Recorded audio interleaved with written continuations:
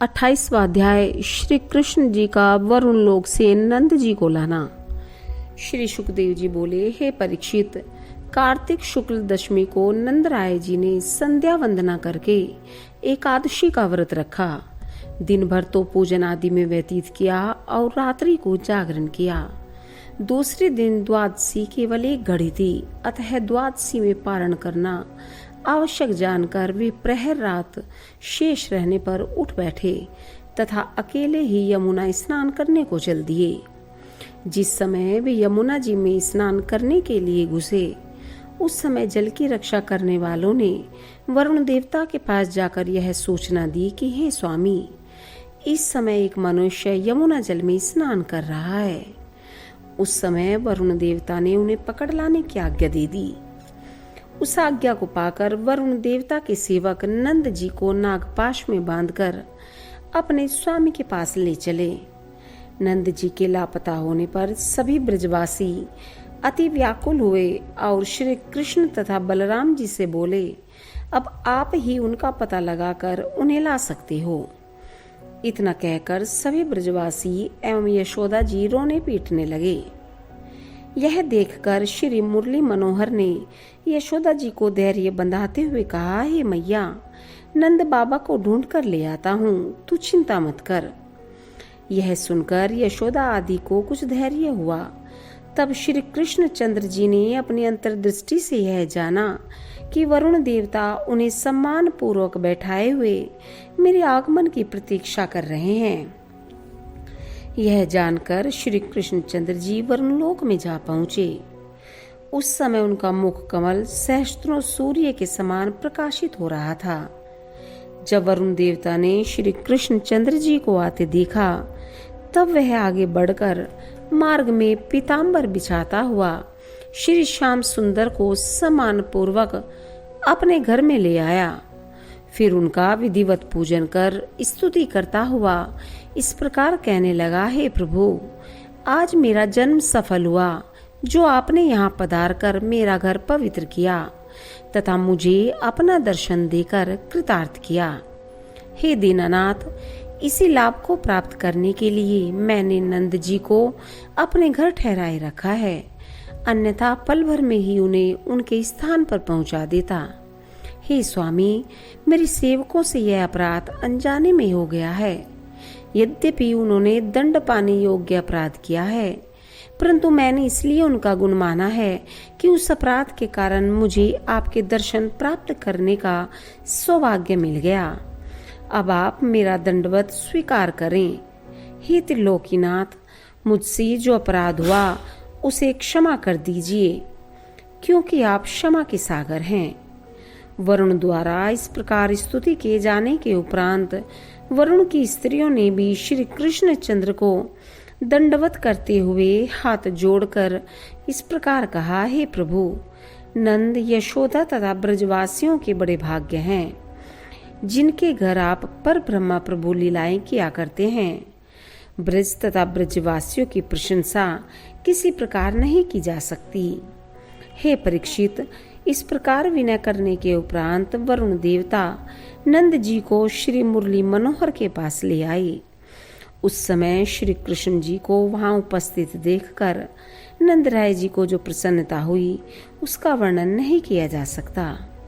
जब नंद जी ने देखा कि वरुण आदि देवता भी श्री कृष्ण के चरणों में मस्तक रखकर प्रणाम करते हैं, तो वे मन में कहने लगे कि मेरे धन्य भाग्य हैं जो श्री त्रिलोकीनाथ जी ने मेरे घर अवतार लिया। अस्तु, तब वरुण देवता ने श्री हरि तथा नंद जी की रत्नमणि आदि बहुत सी भेंटें दी। तब श्री कृष्ण चंद्र जी नंद राय जी को साथ लेकर अपने घर लौट आए। उस समय उपनंद आदि गोपग्वाल नंद जी के पास आकर इस प्रकार पूछने लगे कि तुम्हें पकड़कर कौन ले गया था। नंद जी ने उन्हें बताया, हे भाइयों, रात्रि को यमुना जी में स्नान करते समय मुझे वरुण देवता के दूत पकड़कर ले गए थे। अतः जब श्री श्याम सुंदर मुझे लेने के लिए वहां पहुंचे, तो सब देवताओं ने उनका पूजन करके चरणों तक लिया। मेरे धन्य भाग्य हैं जो पर ब्रह्मा प्रभु मेरे घर अवतार लिया है। यह सुनकर सब ब्रजवासी बोल उठे, हे नंदराय जी, हम लोग तो उसी दिन कन्हैया जी को श्री हरि का अवतार समझ गए थे, जिस दिन उन्होंने गोवर्धन पर्वत को उठाकर ब्रज की रक्षा की थी। यह हमारे पूर्व जन्म के पुण्यों का ही फल है, जो त्रिलोकीनाथ ने यहाँ आकर अवतार ग्रहण किया है। फिर लोगों ने मन में विचार किया कि जिस प्रकार श्री श्याम सुंदर ने अपने पिता को वरुण लोक दिखाया, उसी प्रकार यदि वे हमें वैकुंठ लोक दिखाते तो बहुत अच्छा होता। श्री कृष्ण चंद्र जी ने उनके मन की ऐसी अभिलाषा देख रात्रि को जब सब लोग सो गए तो सब लोगों को दिव्य दृष्टि प्रदान की। तब सब लोगों को वैकुंठ लोक का दर्शन हुआ। वहां एक स्थान पर रत्न जड़ित सिंहासन रखा हुआ था, जिस पर श्री मुरली मनोहर अपने चतुर्भुजी स्वरूप को धारण किए लक्ष्मी जी सहित विराजमान है। उनके चारों ओर पार्षद खड़े हुए हैं, कई अप्सराएं नृत्य कर रही हैं, गंधर्व गीत गा रहे हैं तथा 33 करोड़ देवता उनके सम्मुख खड़े हुए हाथ जोड़कर स्तुति कर रहे हैं। हे परीक्षित, इस आनंद को देखकर जब ब्रजवासियों ने अपने प्रिय श्री श्याम सुंदर के निकट जाने की इच्छा प्रकट की, तब किसी ने जाने नहीं दिया। तब वे विचार करने लगे कि जो मुरली मनोहर हम लोगों के बीच दिन रात उठते बैठते हैं, यहाँ उनके पास तक हमें कोई भी जाने नहीं देता। इस वैकुंठ से तो वृंदावन ही अच्छा है। हे परीक्षित, उसी समय उनकी नींद खुल गई और सवेरा हो गया। तब सब ब्रजवासी श्री कृष्ण जी के समीपा हाथ जोड़कर स्तुति करते हुए कहने लगे, हे प्रभु, आपकी महिमा परंपार है। आज हमें यह अच्छी तरह ज्ञात हो गया है कि आप पूर्ण ब्रह्मा हैं तथा पृथ्वी का भार उतारने के लिए आपने इस रूप में जन्म लिया है। ब्रजवासियों के मुख से ऐसे वचन सुनकर श्री कृष्ण जी ने उनके ऊपर अपनी ऐसी माया फैला दी, जिसके कारण वे इस ज्ञान को भूल गए। 29वां अध्याय श्री कृष्ण जी का वंशीवादन। श्री सुखदेव जी ने कहा, हे परीक्षित, श्री मुरली मनोहर ने कामदेव का गर्व नष्ट करने के लिए जिस प्रकार गोपियों के साथ रासलीला की थी, वह तुमसे कहते हैं, ध्यान पूर्वक सुनो। चीर हरण के समय जब श्री श्याम सुंदर ने गोपियों से यह कहा था कि हम शरद पूर्णिमा को तुम्हारे साथ रासलीला करेंगे, उसी दिन से सब गोपियां परस्पर इस प्रकार कहती थी कि कब आश्विन का महीना आए और कब हम अपने प्राण प्यारे के साथ रासलीला करके अपना जन्म सफल बनाएं। अस्तु वर्षा ऋतु व्यतीत होने के पश्चात जब शरद ऋतु आई, उस समय श्री बांकी बिहारी ने अपने मन में यह निश्चय किया कि हमें गोपियों को दिए गए वचन का पालन करना चाहिए। ऐसा विचार कर वे शरद पूर्णिमा को 3 घड़ी रात बीतने पर किरीट, मुकुट तथा रत्न जड़ित आभूषण पहने, पीताम्बर काछे मनमोहन स्वरूप बनाए घर से निकलकर वन में जा पहुंचे। वहां उन्होंने यह देखा कि चंद्रमा अपनी 16 कलाओं से प्रकाश फैलाए हुए है तथा यमुना का जल भी मोती के समान निर्मल हो गया है। चारों ओर पुष्प खिल रहे हैं तथा शीतल मंद सुगंध वायु चल रही है। हे परीक्षित, उस समय श्री श्याम सुंदर अत्यंत मन भावने प्रतीत हो रहे थे। तदुपरांत श्री श्याम जी ने एक ऊंचे वृक्ष पर बैठकर योग माया से संयुक्त मुरली प्रेम पूर्वक बजाई तथा उसी के स्वरों में राधा आदि गोपियों का नाम ले लेकर उन्हें अपने पास आने का आह्वान किया। उस समय श्री बांके बिहारी ने ऐसी माया की कि जिन गोपियों ने उन्हें अपना पति बनाने की अभिलाषा से व्रत किया था, केवल उन्हीं को मुरली की ध्वनि सुनाई पड़ी।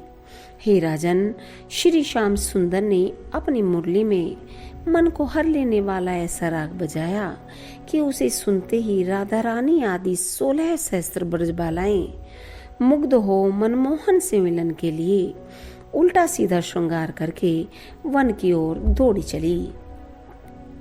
हे राजन, उस समय जो गोपी दूध दूह रही थी, उसके हाथ से दूध का पात्र गिर पड़ा। जो भोजन कर रही थी, उन्होंने अपने हाथ भी नहीं धोए। जो भोजन बना रही थी, उन्होंने उसे वैसा ही छोड़ दिया।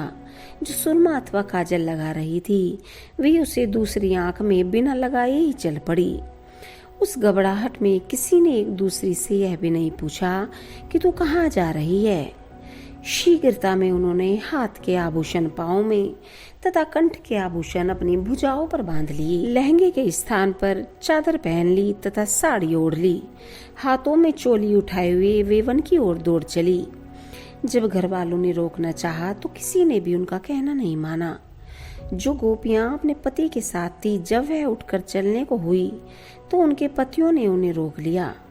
उस समय वे श्री श्याम सुंदर के ध्यान में अपने शरीर वहीं त्याग कर सब गोपियों से पहले श्री श्याम सुंदर के पास जा पहुंची। उनकी ऐसी प्रीति देखकर श्री ब्याह बिहारी ने उन्हें मुक्ति देकर कृतार्थ कर दिया। इतनी कथा सुनकर राजा परीक्षित ने कहा, हे शुकदेव जी, उस गोपी ने श्री कृष्णचंद्र जी को नारायण समझकर स्नेह नहीं किया था। उसने तो वासना के वशीभूत होकर अपने प्राण त्यागे थे। फिर उसे मुक्ति किस प्रकार हुई? राजा परीक्षित के ऐसे वचन सुनकर शुकदेव जी ने कहा, हे राजन, संपूर्ण सृष्टि के स्वामी श्री नारायण जी सदैव एक रस तथा निर्विकार रहते हैं। जिस प्रकार लोहा किसी भी प्रकार पारस पत्थर से छूकर सोना हो जाता है तथा धोखे से अमृत पी लेने पर भी मनुष्य अमर हो जाता है, उसी प्रकार श्री नारायण जी के चरणों में किसी भी भाव से मन लगाने वाला जीव मुक्त हो जाता है। जिस शिशुपाल ने श्री कृष्ण चंद्र जी के प्रति दुर्वचन कहे थे तथा जो पूतना वत्सासुर आदि उन्हें मारने के लिए आए थे, वे सभी मुक्ति को प्राप्त हुए। श्री त्रिलोकीनाथ जी जो अपनी ओर किसी भी भाव से मन लगाए रखने वाले पर प्रसन्न ही होते हैं, किसी भी प्रकार से जो उन्हें याद करता है वे उसे मुक्ति पद देते हैं। मृत्यु के समय जो जीव उनका ध्यान करता है उसी मुक्ति में तो कोई संशय करना ही नहीं चाहिए। जो लोग ऊपरी ढोंग से अपने को हरिभक्त दिखाते हैं उनका मुक्त होना संभव है। सच्चे हृदय से प्रीति करने वाला मनुष्य ही मुक्त होता है। हे राजन, राधा रानी आदि 16 सहस्त्र ब्रजबालाएं अत्यंत उमंग में भरकर श्री कृष्ण चंद्र जी के पास जा पहुंची। उस समय श्री वृंदावन बिहारी ने उनके कुशल क्षेम पूछकर इस प्रकार कहा, हे गोपियों, तुम्हारे आने से मुझे अत्यंत प्रसन्नता हुई है। अब तुम जो कहो मैं वही कार्य करूं। परंतु पहले यह बता दो कि आधी रात के समय तुम सभी युवतियां स्त्रियां अपने कुल परिवार की लाज छोड़ उल्टा सीधा श्रृंगार किए पागलों के समान यहाँ किस लिए आ पहुंची हो?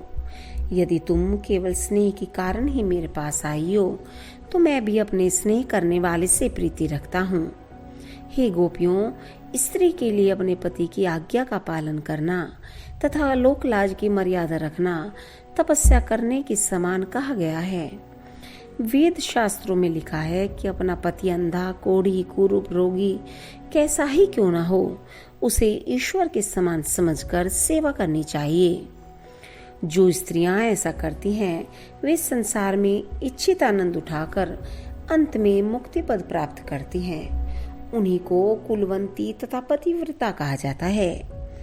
जो स्त्री अपने पति की निंदा करती है तथा उसे दुर्वचन कहकर पर पुरुष से प्रीति करती है, उसकी लोक निंदा तो होती ही है, साथ ही मृत्यु के उपरांत उसे नरक की घोर यातनाएं सहनी पड़ती हैं। तुम्हारी भक्ति तथा प्रेम को देखकर मुझे जो प्रसन्नता थी वह तुम्हारे यहाँ आने पर नहीं रही, क्योंकि तुम्हारे इस प्रकार चले आने से सभी ब्रजवासी मेरी तथा तुम्हारी निंदा करेंगे। अब तुम चांदनी रात्रि तथा यमुना तट की शोभा को देख चुकी हो, सो अपने अपने घर जाकर प्रेम पूर्वक अपने पति की सेवा करो, उसी से तुम्हें सुख प्राप्त होगा। हे परीक्षित, इस ज्ञानोपदेश को सुनकर सभी गोपियां ठंडी सांसें लेकर अपने पांवों के नख से पृथ्वी को कुरेदने लगी तथा ज्यों की त्यों चित्रवत खड़ी रही। कुछ देर पूर्व तक उनके मुख पर जो प्रसन्नता विद्यमान थी उसका कहीं चिन्ह भी नहीं रहा। तब उनमें जो ब्रजबालाएं चतुर थी वो इस प्रकार कहने लगी, हे कृष्णचंद्र, तुम बड़े ठग हो। पहले तो तुमने अपने मुरली से हमारे नाम भर भर कर हमें पुकारा और अब तुम ऐसी बातें करते हो। हे प्राण प्यारे, इस समय तुम शास्त्रों की बातें कहकर हमारे प्राण क्यों लेना चाहते हो? हे मोहन, जिस प्रकार तुमने हमें इस रात्रि के समय यहाँ बुलाया है, उसी प्रकार अब हमारे मन की अभिलाषा भी पूर्ण कर दो। हम वेद शास्त्र की मर्यादा तथा कुल परिवार की लज्जा को तुम्हारे चरणों पर समर्पित कर चुके हैं। तुम पर ब्रह्मा प्रभु हो। तुम्हारे चरणों का ध्यान ऋषि मुनि तथा देवता करते हैं। हम ऐसा धर्म नहीं सीखना चाहती जो तुम्हें छोड़कर संसारी माया मोह में लिपटाए। हमारा मन तुम्हारे प्रेम के रंग में रंगा हुआ है, अतः अब वह गृहस्थी में नहीं लग सकता। आपके चरणों को त्याग कर लौट जाना हमें स्वीकार नहीं है। हे प्रभु, हम तो मन, वचन तथा कर्म से आपको ही अपना पति समझती हैं। आपकी मंद मधुर मुस्कान से हमारे हृदय को मोहित कर लिया है। हे स्वामी, जिस प्राणी को आपके चरणों में प्रेम होता है, उसे लोग लाज कुल की कोई चिंता नहीं रहती। हे प्रभु, अब शरणागत की लाज तुम्हारे हाथ है। हमने अपने बड़ों से यह सुना था कि जो प्राणी तुमसे स्नेह करता है, तुम भी उसे प्रेम पूर्वक अपनाते हो, परंतु आज हमें वह बात मिथ्या प्रतीत हो रही है। प्रीति करने वाले परस्पर एक दूसरे के मन का हाल जान लेते हैं, परंतु इस समय आप हमारी प्रीति का हाल कुछ भी नहीं जान पा रहे हैं। वेद शास्त्रों के कथनानुसार जब तक मनुष्य अपना मन संसारी मोह माया से दूर नहीं करता, तब तक वह आपको प्राप्त नहीं कर पाता। उसी के अनुसार हम सबकी प्रीति छोड़कर आपके पास आई हैं। यदि आप हमारे चाहने पर भी हमसे प्रीति नहीं रखते, तो आप हमें हमारा मन लौटा दीजिए जिसे आपने चुरा लिया है, या फिर आपको हमें अपनी दासी बनाना ही पड़ेगा। यदि आप हमें ठुकरा भी दें, तो हमारे हृदय के भीतर जो आप बस रहे हैं, वहां से निकलकर कहाँ जा सकेंगे? आपके जिन चरण कमलों की धूलि को प्राप्त करने के लिए ब्रह्मा, शिव आदि देवता लालायित रहते हैं, उन्हें हम किस प्रकार त्याग दें? हम सब आपके इस मनमोहन स्वरूप की चेरी हैं तथा अपना तन, मन, धन, सर्वस्व इसी पर न्यौछावर करती हैं। भला तीनों लोकों में ऐसा कौन है जो आपकी इस छवि को देखकर तथा आपकी बांसुरी को सुनकर मुग्ध न हो जाए?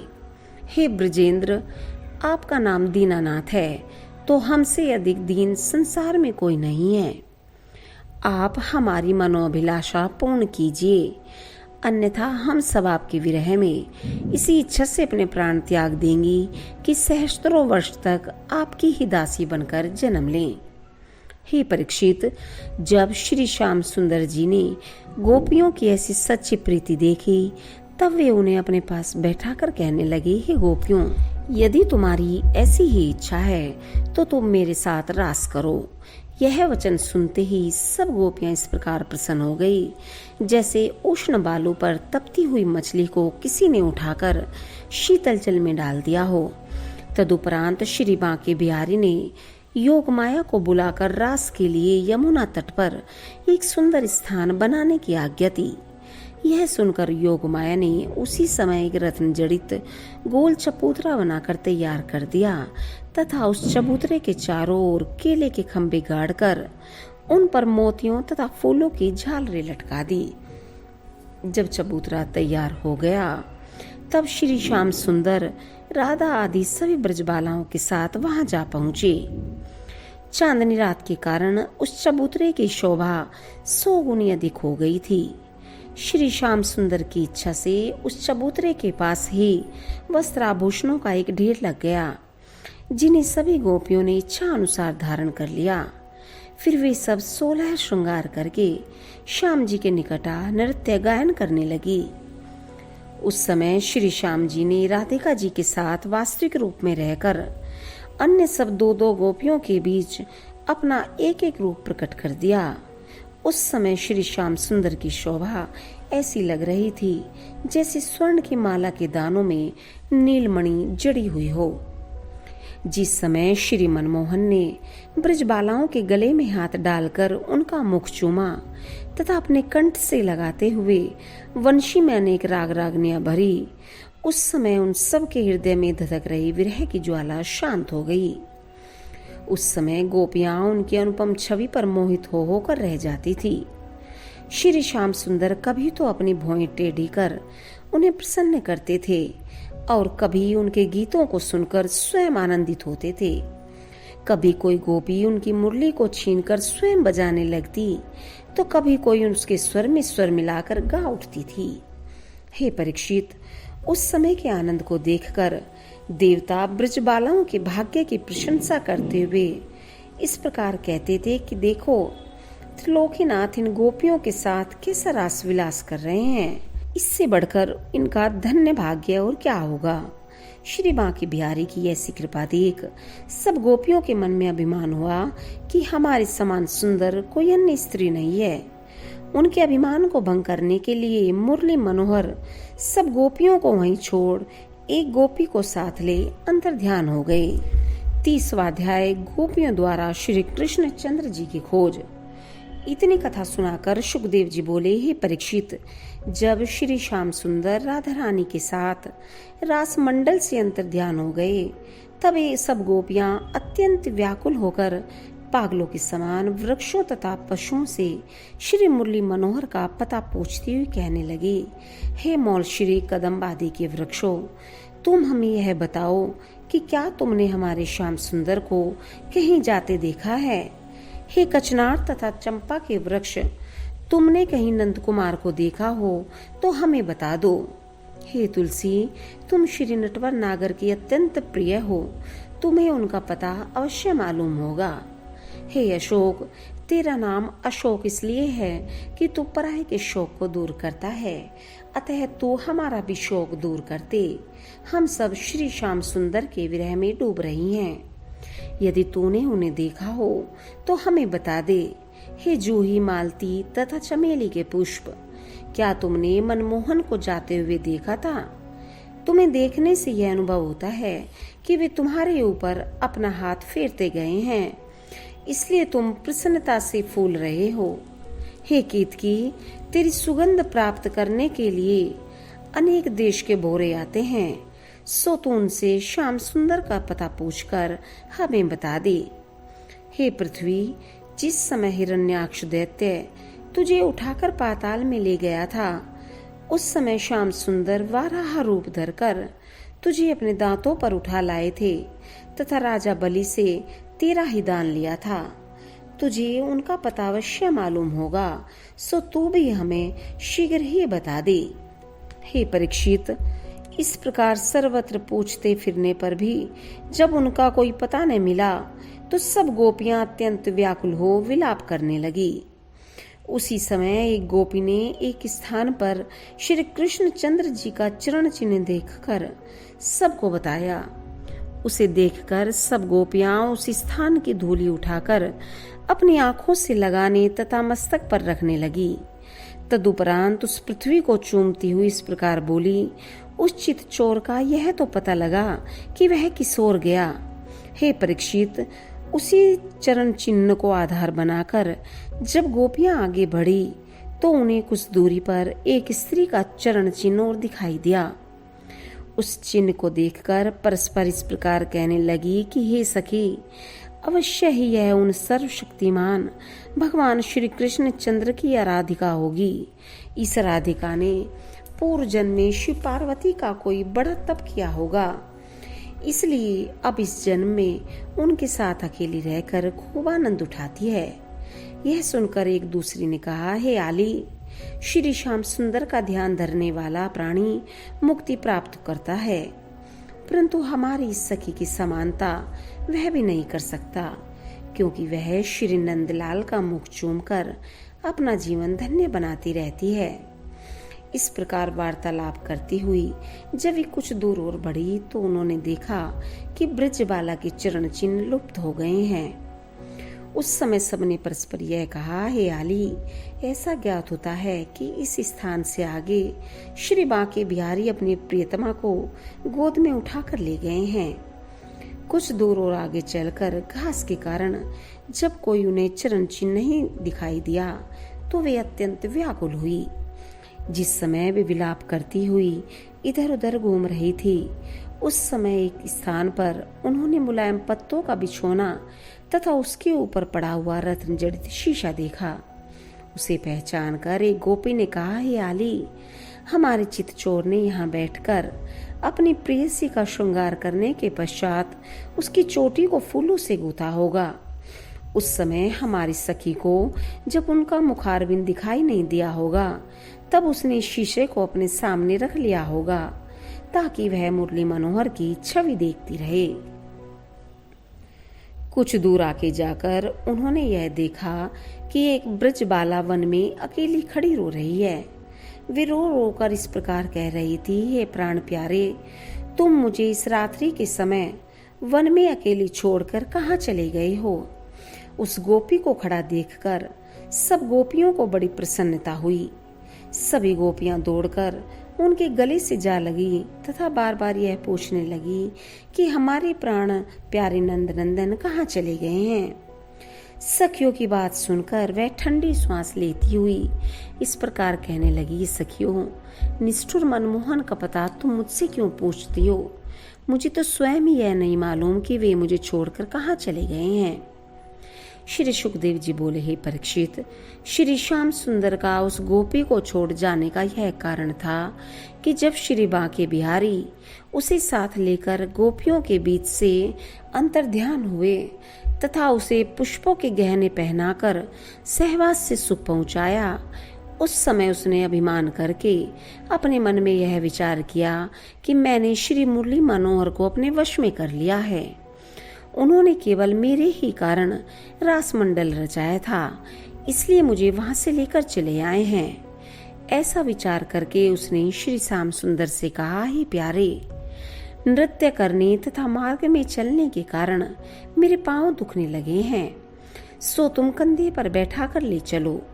जब श्री मुरली मनोहर ने यह वचन सुने तो उन्होंने जान लिया कि अब उसको भी गर्व हो गया है, अब इसका भी गर्व नष्ट कर देना चाहिए।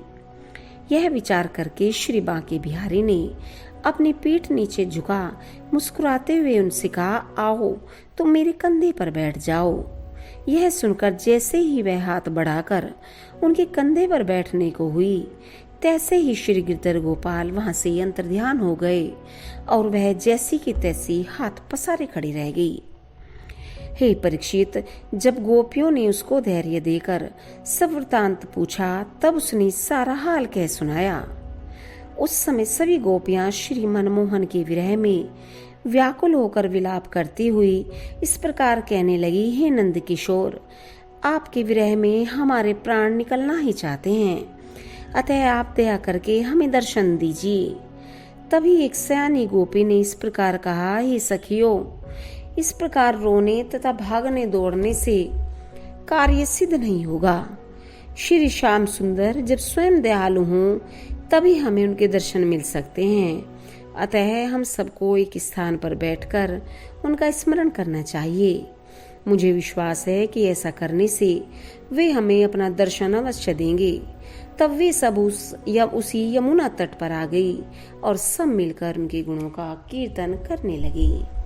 31वां अध्याय गोपी गीत। श्री सुखदेव जी बोले, हे राजन, जब गोपियों का चित्त ठिकाने पर आया तो भी यमुना तट पर बैठकर इस प्रकार कहने लगी, हे प्रियतम, तुम जब से ब्रज में आए हो तभी से तुमने हमें प्रतिदिन नए नए सुख प्रदान किए हैं। हे चितचोर, हमने जब से आपकी मोहिनी मूर्ति देखी है तब से केवल तुम्हारे ही चरणों की दासी बन गई हैं। अतः इस समय हमें रोते हुए देखकर अपना दर्शन दे प्रसन्न कर दीजिए। यदि आपको अपने विरह में हमें मारना ही था तो फिर दैत्यों तथा इंद्र के कोप से हमारी रक्षा क्यों की। हम जो आपके प्रति ऐसे कठोर वचन कह रही हैं, इनसे आप हमारे मन की गति भले भांति जान सकते हैं। इसी बीच एक दूसरी सखी ने सबको सुनाकर कहा, हे सखियों, सुनो, हमारे चितचोर का एक नाम दीनदयाल भी है, सो उन्हें प्रसन्न करने के लिए तो उनकी विनय ही करनी चाहिए। यह सुनकर सब ब्रजांगनाएं इस प्रकार कहने लगी, हे दीनानाथ, आप केवल नंद यशोदा के पुत्र ही नहीं हैं, आपने पृथ्वी का भार उतारने के लिए अवतार लिया है। हे प्राणेश्वर, हमें बड़ा आश्चर्य लग रहा है कि जब आप हम अबलाओं के साथ ऐसा व्यवहार करके हमारे प्राण ले रहे हैं तो किसी की रक्षा क्या करेंगे। हे श्याम सुंदर, जिस समय हमें आपकी बातों का स्मरण होता है उस समय हमारा चित्त ठिकाने पर नहीं रहता। हे प्रभु, जिस समय आप गो चराने के लिए वन में जाते थे उस समय आपके लौटने के समय तक के 4 प्रहर हमें 4 युगों के समान प्रतीत होते थे तथा संध्या समय आपका दर्शन प्राप्त करके हम सुखी होती थी। हे जगदीश्वर, ब्रह्मा शिव आदि आपके चरण कमलों का ध्यान निरंतर धरते रहते हैं। उन्हीं चरणों का दर्शन देकर आप हमारी इच्छा पूर्ण कीजिए। हे मनमोहन, जब आपके विरह में हमारे प्राण निकल जाएंगे तब बाद में आप हमें अमृत पिलाकर क्या कीजिएगा। हे मुरली मनोहर, अब तक हम आपके दर्शन की अभिलाषा में ही अपने प्राण बचाए हुए हैं, सो आप शीघ्र ही प्रकट होकर हमारी मनोकामना पूर्ण कीजिए। हे स्वामी, रात्रि के समय स्त्रियों को अकेली कोई नहीं छोड़ता, हमें भी अपने चरणों से पृथक मत कीजिए। हे प्रभु, संसार में आपका नाम गोपनाथ प्रसिद्ध हो चुका है, अतः अब आप अपने नाम की लज्जा बचाइए। हे नाथ, आप अपने शरीर के श्याम रंग के समान अपने हृदय को भी काला क्यों बना रहे हैं? आपको ढूंढते हुए हमारे पांव में कांटे चुभ रहे हैं, फिर भी आपको हमारे ऊपर दया क्यों नहीं आती? हे ब्रजेंद्र, हमें अपने दुख पाने की भी उतनी चिंता नहीं है जितना शौक रात्रि को भागते समय आपके चरण कमलों में कांटे चुभन का अनुभव करके हो रहा है। हे मनमोहन, आपके चरणों में जो कांटे चुभे होंगे वे हमारे हृदय में कसक रहे हैं। यदि आप यूं कहें कि इस रात्रि के समय हम अपने पति की आज्ञा लिए बिना आपके पास क्यों चली आई, तो इसका उत्तर यह है कि आपकी मुरली की ध्वनि को सुनकर देवता एवं ऋषियों का चित्त भी ठिकाने नहीं रहता। तब हम में ऐसी कैसी सामर्थ्य कहाँ जो हम उसे सुनकर मूर्छित न हो जाएं। हे नाथ, आप कहें कि तुम्हारा शौक अपने पतियों से भेंट करने पर मिट जाएगा। यदि ऐसी बात होती तो हम उन्हें छोड़कर आपके पास आते ही क्यों? हे प्रभु, इस प्रकार हमारे मन, वचन तथा कर्म की प्रीति पर विचार करके आप हमें अपना दर्शन देकर कृतार्थ कीजिए।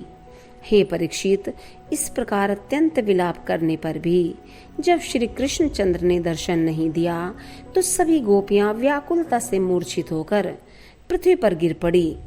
तदुपरांत अत्यंत धीरता से रोती हुई इस प्रकार बोली, हे मुरली मनोहर, अब आपके विरह में हमारे प्राण निकले जा रहे हैं, अतः आप जो उचित समझे करें। 32वां अध्याय, गोपियों के बीच श्री कृष्ण चंद्र का प्रकट होना। श्री सुखदेव जी ने कहा, हे राजन, जब सभी गोपियां विलाप करती हुई मृतक तुल्य हो चली उस समय दीन दयालु श्री कृष्ण चंद्र जी बेजंती माला तथा पीताम्बर धारण किए हुए उनके बीच प्रकट हो गए। जब गोपियों ने उन्हें अपने बीच उपस्थित देखा तो वे सब की सब उठकर ऐसे खड़ी हो गई जैसे मृतक शरीर में प्राणों का संचार हो गया हो। उस समय उन्हें जो प्रसन्नता प्राप्त हुई उसका वर्णन नहीं किया जा सकता। जिस प्रकार कमल का फूल प्रातः काल सूर्य को देखकर प्रस्फुटित हो उठता है, उसी प्रकार श्री बांके बिहारी को देखकर ब्रजबालाएं प्रसन्न हो उठी।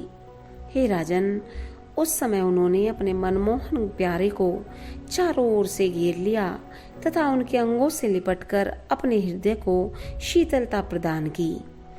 तब श्री कृष्ण चंद्र जी उनके अनन्य प्रेम को देख उन्हें यमुना तट पर ले गए। उस समय शीतला मंद सुगंधी पवन चल रहा था। मत वाले भ्रमर उस सुगंधी को लेकर इधर उधर गुंजार रहे थे। शरद ऋतु की चांदनी अपनी दिव्य छटा दिखा रही थी। सर्वत्र प्रकाश ही प्रकाश था, अंधकार का नाम भी नहीं था। यमुना जी का कोमल पुलिन उनकी क्रीड़ा का रंग मंच बना हुआ था। उस समय गोपियों ने अपनी अपनी ओढ़नी भगवान श्री कृष्ण चंद्र जी के बैठने के लिए बिछाती। जिन भगवान श्री कृष्ण चंद्र को बड़े बड़े योगी जन अपने हृदय कमल के आसन पर विराजमान करते हैं, वे ही सर्वशक्तिमान भगवान यमुना जी के पुलिन पर गोपियों की ओढ़नी पर विराजमान हो गई। तीनों लोकों का सौंदर्य, जिनके सौंदर्य की एक बिंदु मात्र के समान भी नहीं है, वे भगवान श्री कृष्ण चंद्र उनके मध्य में विराजमान होकर अपने दिव्य सौंदर्य से उन गोपियों के प्रेम को और भी उभारने लगी। गोपियां अपनी मधुर चितवन, मंद मंद मुस्कान तथा मनोहर भाव भंगिमा से उनका सम्मान कर रही थी। किसी गोपी ने उनके चरण अपनी गोद में रख लिए, किसी ने उनके हाथ अपने वक्षस्थल पर रख लिए, कोई अपनी ओढ़नी से उनको हवा करने लगी, कोई अपलक होकर उनकी ओर एकटक देखने लगी, कोई गोपी श्री कृष्ण चंद्र के छिप जाने से रूठ कर कहने लगी, हे चितचोर, संसार में मनुष्य 4 प्रकार के होते हैं। पहले वे जो परस्पर प्रीति रखकर एक दूसरे की भलाई करते हैं, दूसरे वे जिनमें एक के हृदय में तो प्रीति होती है परंतु दूसरे के हृदय में नहीं होती। तीसरे वे जो बुराई करने वाले के साथ भी भलाई करते हैं तथा चौथे वे जो नेकी करने वालों के साथ जानबूझकर बुराई करते हैं। अब तुम यह बताओ कि इन चारों में कौन भला है और कौन बुरा है। यह सुनकर श्री श्याम जी ने उत्तर दिया, हे प्यारी, तुम अपने प्रश्न का उत्तर मन लगाकर सुनो। जो मनुष्य परस्पर भलाई के बदले भलाई करते हैं उन्हें संसार में उत्तम समझना चाहिए, परंतु ऐसी प्रीति सदैव स्थिर न रहती। दूसरे लोग वे हैं जिनमें एक ओर तो प्रीति होती है परंतु दूसरी ओर नहीं होती। जिस प्रकार की माता पिता अपने पुत्र पर अत्यंत प्रेम रखते हैं परंतु पुत्र उन्हें उतना प्यार नहीं करता, तीसरे मनुष्य जो बिना किसी प्रयोजन भलाई करते हैं उन्हें वर्षा के समान समझना चाहिए। जिस प्रकार वर्षा का पानी छोटे बड़े सब लोगों को सुख पहुंचाता है, इस श्रेणी में परमहंस तथा महात्माओं को ही समझना चाहिए। चौथे मनुष्य जो जानबूझकर बुराई कराते हैं उन्हें कृतघ्न तथा अधर्मी जानना चाहिए। हे परीक्षित, श्री कृष्ण जी के मुख से ऐसे वचनों को सुनकर सब ब्रजबालाएं संकेत करती हुई एक दूसरे को यह जताने लगी कि श्री मोहन प्यारे उसी चौथी श्रेणी के लोगों में से हैं।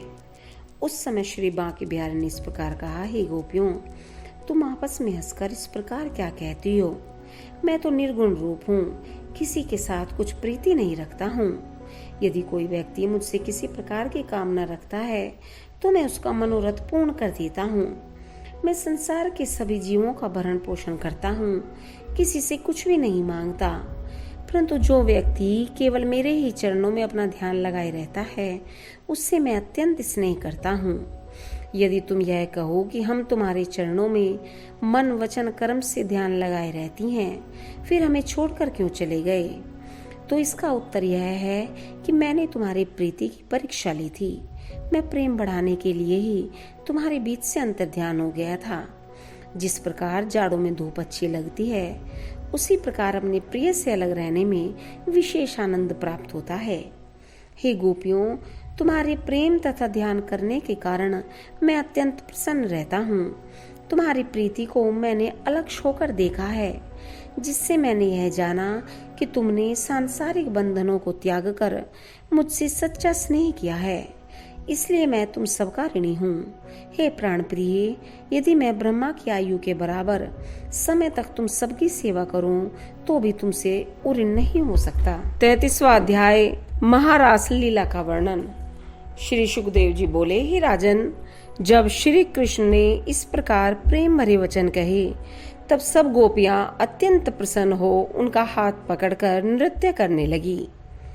इतनी कथा सुनकर राजा परीक्षित ने कहा, हे प्रभु, रास लीला के समय सब गोपियों की अभिलाषा किस प्रकार पूरी हुई? यह सुनकर श्री सुखदेव जी ने उत्तर दिया, हे परीक्षित, श्री हरि की महिमा को कोई नहीं जान सकता।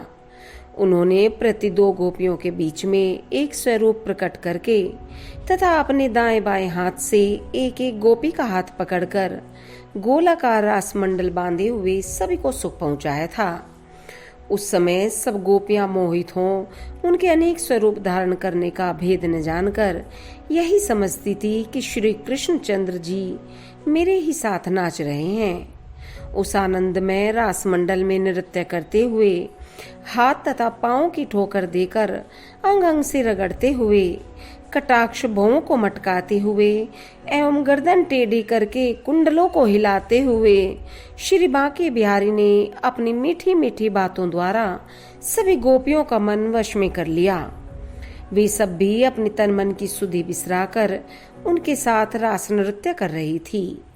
हे परीक्षित, उस आनंद को देखकर ब्रह्मा तथा शिव आदि देवता विमानों पर बैठकर श्री मुरली मनोहर की रास लीला देखने के लिए आकाश में घिराए तथा गोपियों के भाग्य की प्रशंसा करने लगे।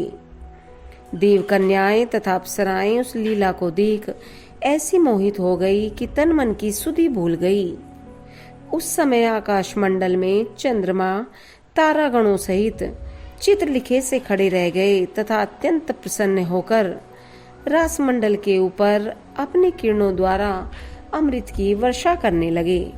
हे परीक्षित, चंद्रमा के स्थिर रह जाने से वह रात्रि 6 महीने के समान हो गई, परंतु किसी को भी रात्रि बढ़ने का पता न चला।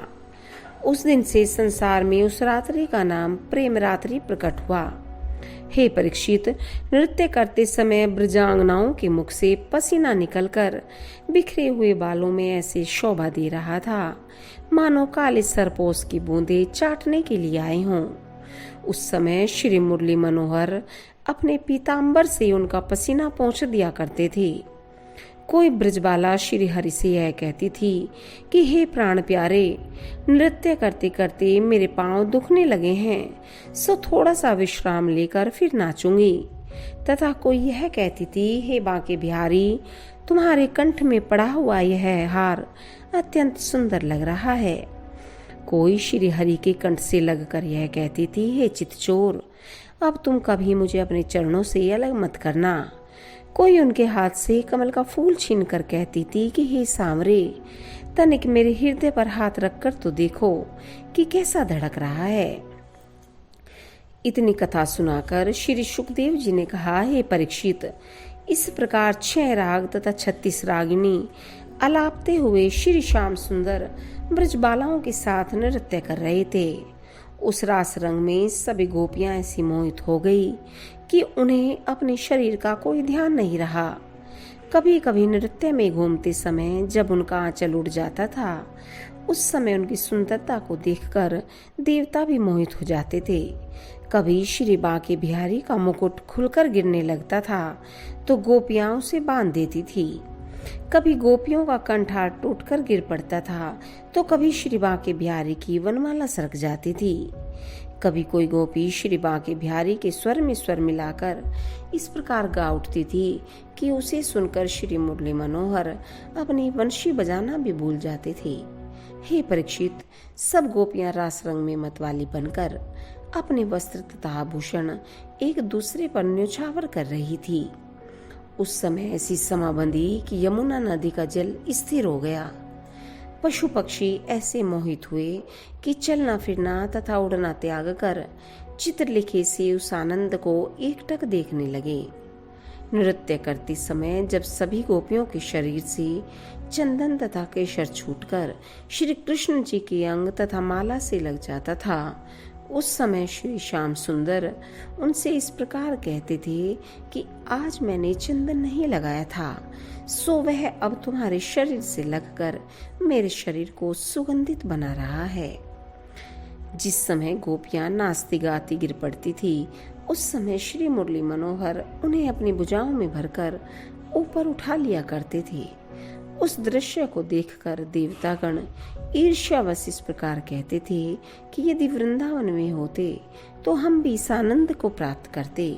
हे राजन, रास लीला करते समय श्री बांके बिहारी को इच्छा हुई तो वह जगने का प्रमाद मिटाने के लिए सब गोपियों सहित यमुना जल में बैठ गई। वहां वे गोपियों के साथ जल क्रीड़ा करने लगी। यमुना स्नान करने पर जब गर्मी तथा थकान दूर हो गई तो वे सबके साथ जल से बाहर निकले। उस समय योग माया ने सभी गोपियों को उत्तमोत्तम वस्त्राभूषण पहनाए तथा केशर इत्र आदि की सुगंध लगाकर सबको ऐसी मालाएं पहनाई जिनके पुष्प कभी न मुरझाए। तदुपरांत श्री मनमोहन ने गोपियों से इस प्रकार कहा, हे प्राण प्यारियों, अब 4 घड़ी रात्रि शेष रह गई है तथा स्नान करने के कारण तुम्हारी थकान भी दूर हो गई है, इसलिए अब तुम सब अपने अपने घर को चली जाओ। तब मुरली मनोहर के मुख से ऐसे वचन सुनकर सभी ब्रजबालाओं ने उदास होकर कहा, हे प्राण प्यारे, हम लोग आपको त्याग कर किस प्रकार जाएं? श्री ब्रजमोहन ने उत्तर दिया, हे गोपियों, जिस प्रकार ऋषि मुनिगण अपने हृदय में मेरा ध्यान रखते हैं, उसी प्रकार तुम भी अंतःकरण से मेरा स्मरण किया करो, तो मैं सदैव ही तुम्हारे पास बना रहूंगा। यह सुनकर सब गोपियां अपने मन में धैर्य धारण कर आनंद कंद श्री ब्रजचंद्र जी से विदा होकर अपने अपने घर लौट आई। हे राजन, जब सब गोपियों ने अपने घर वालों को घोर निद्रा में मगन देखा तो सबको अत्यंत प्रसन्नता हुई। श्री हरि की माया से उनके घर वालों को भी यह पता नहीं चला कि हमारी स्त्रियां रात्रि में कहीं बाहर रही थी। इस भांति श्री नंद नंदन कभी कभी गोपियों को बुलाकर उनके साथ रासलीला तथा वन विहार किया करते थे। इतनी कथा सुनकर राजा परीक्षित ने कहा, हे मुनिश्रेष्ठ, मेरे मन में एक संदेह यह है कि श्री श्याम सुंदर ने तो पृथ्वी का भार हटाने तथा धर्म की रक्षा करने के लिए अवतार लिया था, फिर उन्होंने वेद शास्त्रों की मर्यादा के विपरीत पराई स्त्रियों के साथ विहार क्यों किया? यह सुनकर श्री शुकदेव जी ने उत्तर दिया, हे परीक्षित, हम तुमसे गोपियों के जन्म का वृतांत पहले कह चुके हैं कि वे सब वेद की रचनाएं थी तथा श्री लक्ष्मी जी ने राधा रानी का अवतार लेकर श्री बांके बिहारी के साथ लीलाएं की थी, इसलिए उन्हें श्री कृष्ण जी से पृथक नहीं समझना चाहिए। श्री हरि निर्गुण स्वरूप हैं, उन्हें संसारी बातों से कोई प्रयोजन नहीं रहता, अतः संसारी मनुष्यों को वेद शास्त्रों में वर्णित धर्म के अनुसार ही चलना चाहिए। श्री नारायण जी की लीलाओं में संदेह करना उचित नहीं है। जिन श्री हरि का ध्यान लगाने के कारण बड़े बड़े ऋषि मुनि भी कृतार्थ हो जाते हैं, उन्हें सामान्य मनुष्य समझकर दोष लगाना उचित नहीं है। जिस प्रकार अशुद्ध वस्तु भी अग्नि में जलने से पवित्र हो जाती है, उसी प्रकार समर्थ व्यक्ति क्या नहीं करते। ये सब लीलाएं श्री श्याम सुंदर ने संसारी जीवों को भवसागर से पार उतारने के लिए की थी, ताकि मनुष्य उनका ध्यान धरकर मुक्ति प्राप्त करे। जो मनुष्य श्री हरि के लीला चरित्रों का स्मरण करता है, उसका मनोरथ अवश्य पूरा होता है। वे प्रभु सब में रमे हुए रहकर भी सबसे पृथक हैं। सब तीर्थों में स्नान करने से जो फल प्राप्त होता है, वही फल श्री गोपीनाथ का स्मरण करने से सहज सुलभ हो जाता है। हे परीक्षित, जो प्राणी इस रास पंचाध्यायी की कथा को पढ़ता, सुनता अथवा कहता है, वह सब पापों से छूटकर मुक्ति पद को प्राप्त करता है।